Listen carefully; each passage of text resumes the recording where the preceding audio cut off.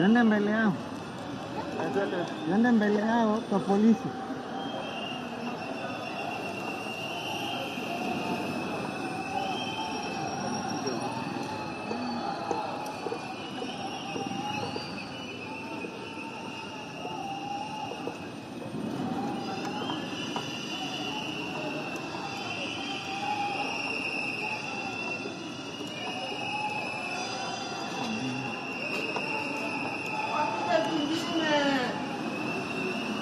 Zingine lakini mpaka atatoka kwa kiti malaya.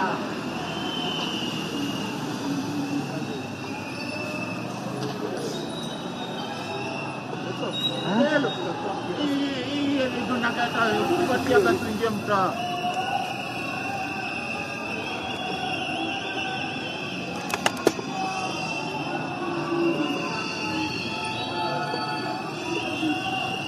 Wapi wengine?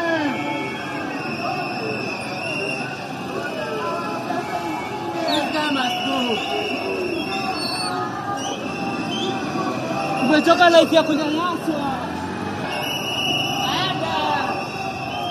Wewe bwana simu.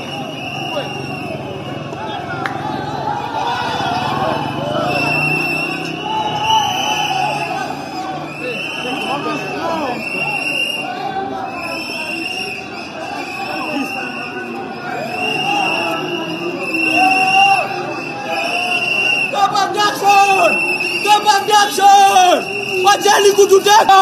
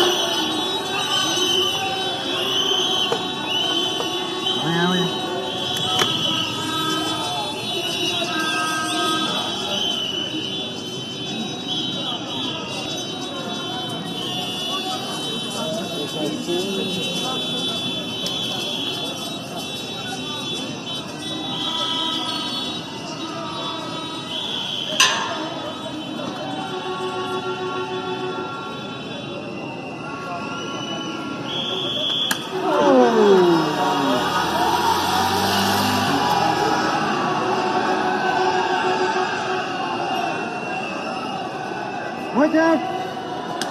Move back, move back, move back.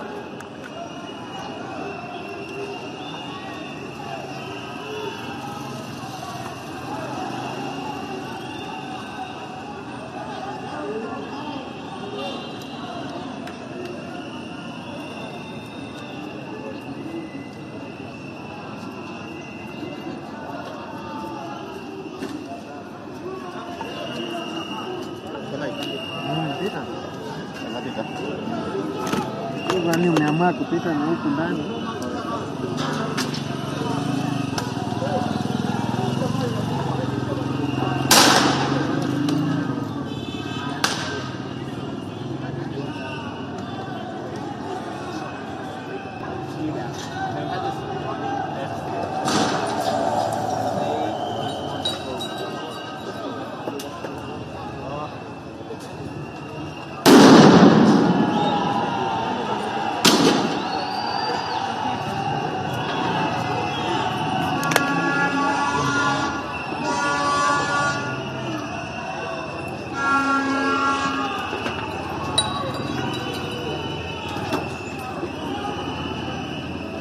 Ça n'arrête pas pour ce bien.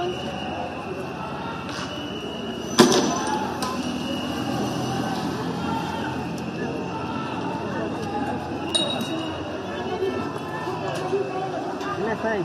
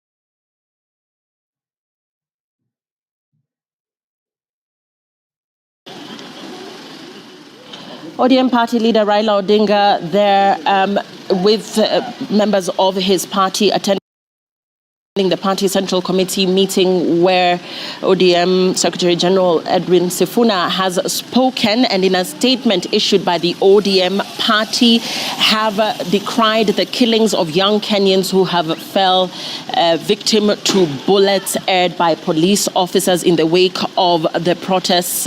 The ODM party saying over 30 young Kenyans have fell victim to the bullets and indiscriminate killings by police. The ODM party also saying that it is in awe of Kenyan youth and what they have achieved in standing in solidarity by raising money for their injured and also standing in solidarity with their fallen compatriots, those who died during the protest, by raising money for their burials and also raising money for those who are injured and still in offices. They also proceeded to condemn the abuse of police power on innocent and armed protesters, saying that no one has to die while exercising the rights of the Constitution.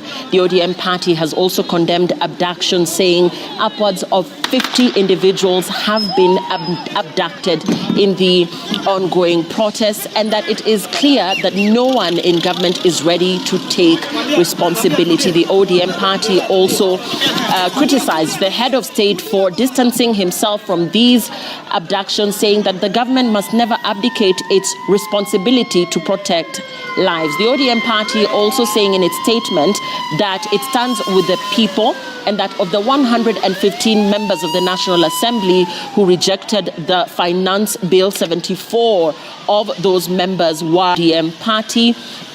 And the meeting has resolved, this ODM special meeting has resolved that it is time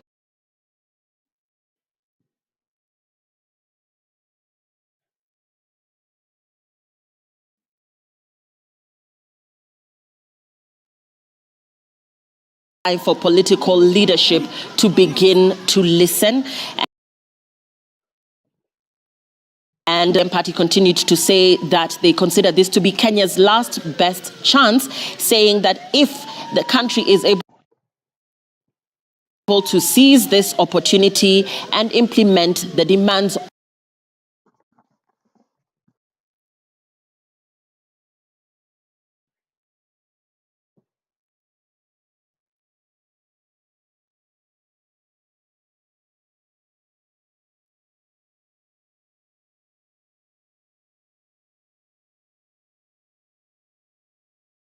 of the youth, then maybe then there is a chance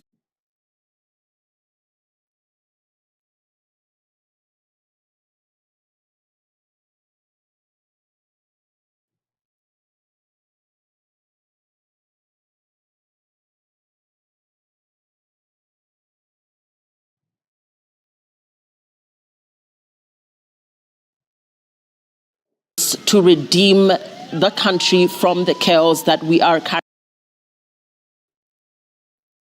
currently seeing in different parts of the country.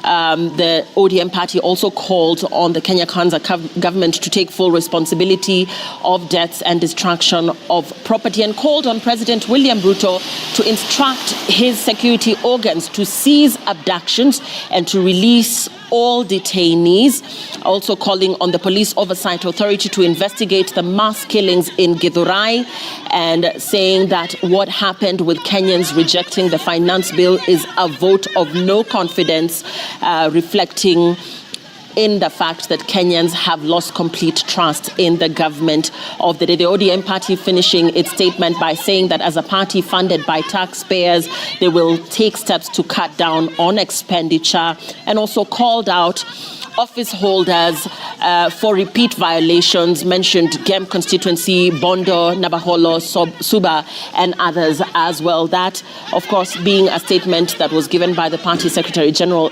Edwin Sifuna, and in attendance was ODM party leader Raila Odinga during the party central committee meeting that is currently underway. We're continuing to keep a look at the situation in different parts of the country as Gen Zs resumed their Tuesday demonstrations today. They are back on the streets protesting against the Finance Bill 2024. They are also continuing to express their unhappiness with President William Ruto's leadership on different social media platforms. We've been bringing you pictures from different parts of the city here in Nairobi and also in other parts of the country. As we continue to take a look at what is happening in parts of the country, I'm joined in studio by Ken, as well as an advocate of the high. We're looking at a situation that is replaying itself 3 weeks down. We're seeing a relentless group of protesters who, despite the president in his televised interview on Sunday extending an olive branch, saying he is open to dialogue, have continued to take to the streets. What distinguishes the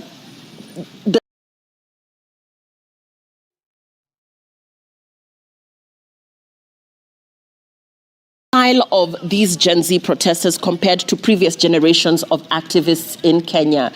We're seeing them continuing to be relentless.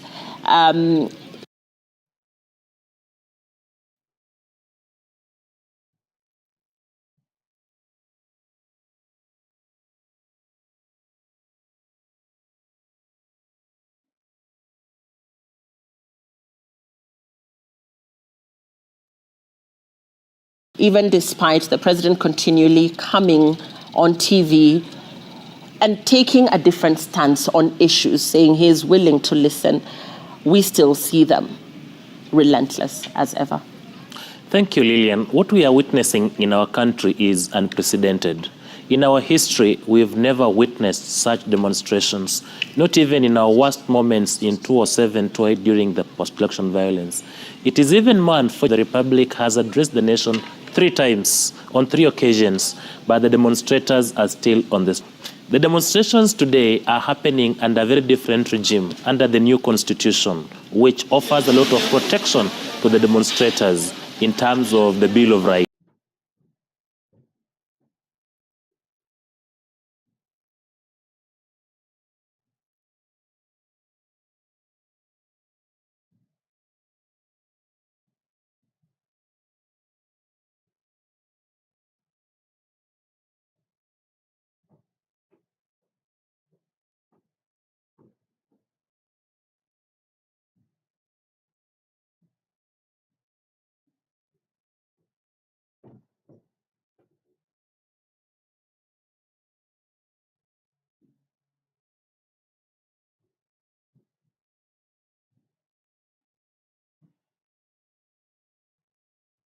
two, the demonstrators are using unprecedented methods in terms of mobilization, social media mobilization.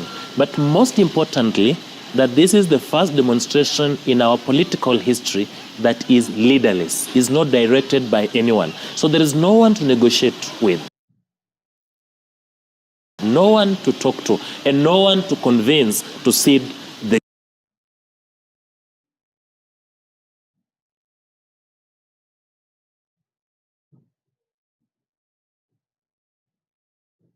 ground. What the president should do, in my opinion, is to struggle and harness the national goodwill so that the nation is with him in convincing the Gen Z to stop the demonstration. But unless and until the president harnesses the national goodwill through action, we are going to continue witnessing these demonstrations, which are causing untold havoc to the economy of our country and to the social fabric of our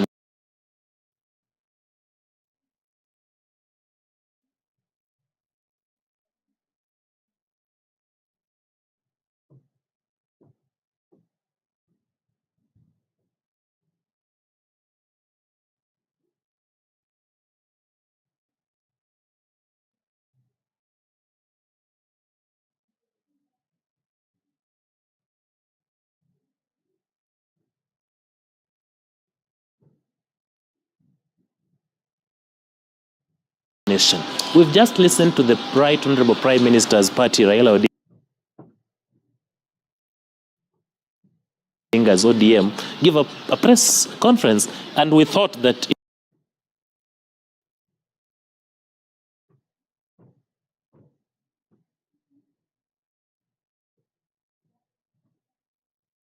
it was going to be a press conference that is going to call for calm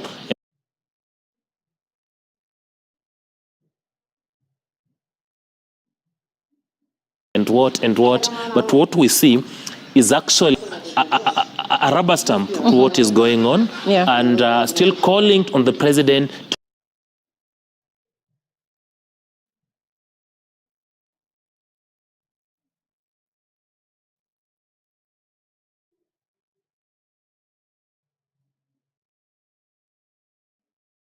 see the demands that he has been given. And this has moved away from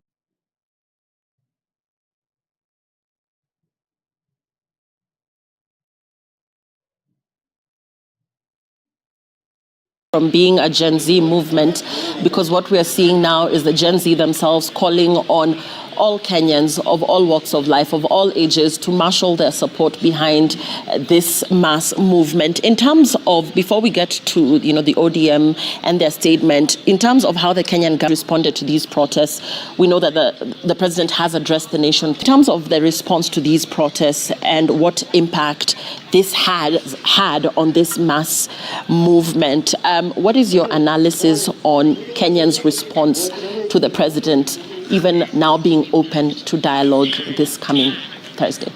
One, in the eyes of Kenyans, the president has been abandoned. He is seemingly the only one who seems concerned in government that there are demonstrations. The rest of government is not speaking.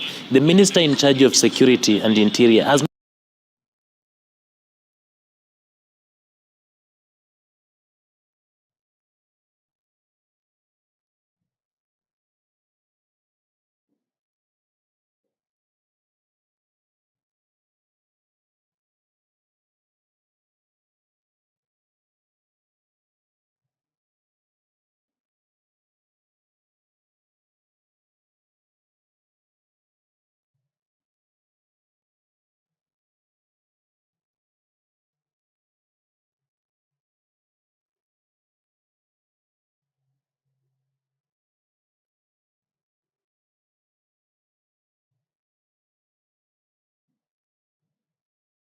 to the nation for the past more than 72 hours.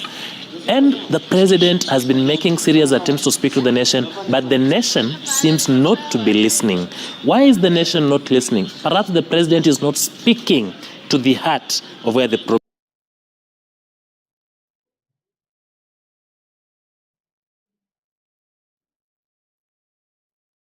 problem is there was a list that was circulating within social media of the demands that people are making. And these are not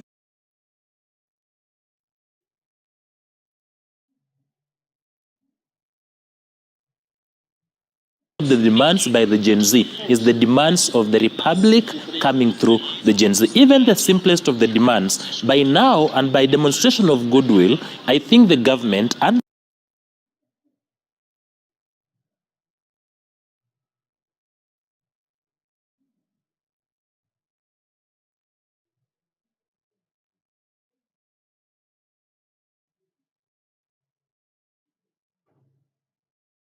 the president ought to have acceded to one or two to demonstrate to Kenyans that we are indeed concerned about what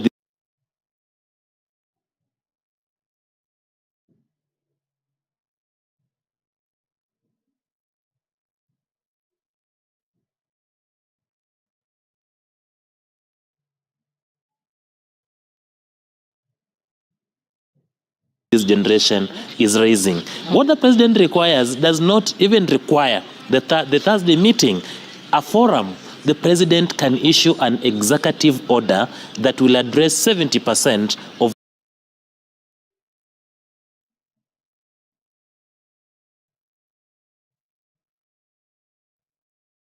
what this young generation has raised. The offices, the corruption issues, the regulation of government, reducing of the ministries is something that the president can do through an executive order. He doesn't have to wait for the meeting. And if the Kenyans have to listen, then we have to keep asking the government, what is the bare minimum you are doing before people go on to the negotiations? Without that, I think we're going to go into much storytelling. We have meetings that are being planned, but I think the government is also getting it wrong. If you go on space as the head of state and as a government, how many Kenyans are on Twitter? You are going to speak to a different group from the people on the streets. Will the president treating on the CBD? Some of them have no phones. Those who have phones, perhaps they're not smartphones. Those with smartphones have no bundles. So what is your target audience? Yeah, and talking about target audience, I want us to go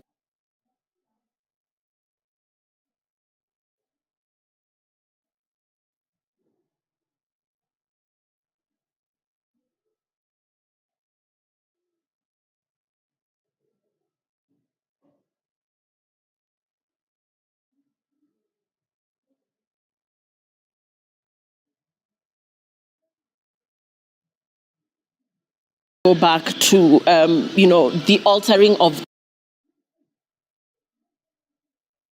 the public discourse, around governance and accountability in Kenya. The X space being one of the ways that the president has said he is open to engaging with the people who are obviously, really making their opinions known and seen on these social media platforms. But in terms of you saying that this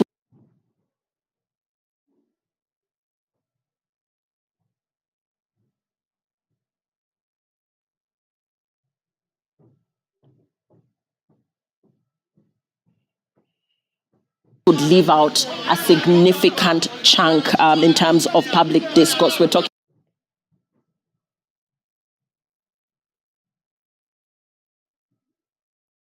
about religious institutions, we're talking about many other interested parties that might perhaps not find an opportunity to voice their opinions here. What would be the best way forward, now that you say that perhaps the X space might not be the best avenue to find a way forward? One, the president needs to start by demonstrating goodwill, the general goodwill, by doing the bare minimum. If there are issues of the power to hire and the fire, let him do that. If there are things he can do without necessarily getting approval of institutions, let him do that. And secondly, he has to break the audience into some targeted groups. If you want to meet the youthful people, go to the social media. If you want to meet the churches, go to NCCK. If you want to meet the media, talk to the media. If you want to meet the religious community, the business community, go to different communities. And he must release his government to deal with this issue. The government, the public is wide. He may not be able to address all the issues as the head of state. He must first bring his government together, and he must ensure that the whole of government approach is involved in solving this crisis. For instance, we have people who listened to him on Sunday, but how many people are able to watch the mainstream media that he was speaking to? This is the time to even go to the local media stations and speak to the people. This is the time to organize county-based forums and speak to the stakeholders. If he is alone and he can manage this, let him do it. If he has the government that he can delegate, let him do it. But there seems to be between the president, between the government, and the people being governed. And that is why, as he speaks, nobody seems to be listening. And that tells him he has to change the approach of engaging Kenyans. Nobody seems to be listening, but do you believe that this wave of activism could lead to substantial changes in government policy? The things that people are basically talking about, governance, accountability, political dynamics. Do you think that we will see a shift by taking to the streets and by continuing to say what you're saying is not enough, we're still not hearing you, you're still not hearing us? With this very aggressive and continuing wave of activism, are we likely to see any substantial change?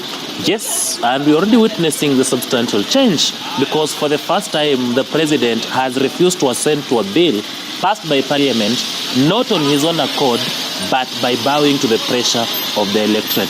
For the first time, we have seen members of parliament apologizing to the nation and their constituents for voting in a particular way that was not inconsistent with the people that they represent. We are going to see a wave of change in the way government policy is developed, is implemented. We are going to see a fundamental change in the way government deals with corruption. What this generation has demonstrated to government is, well, we can ask you to act. If you don't act, we can act as well.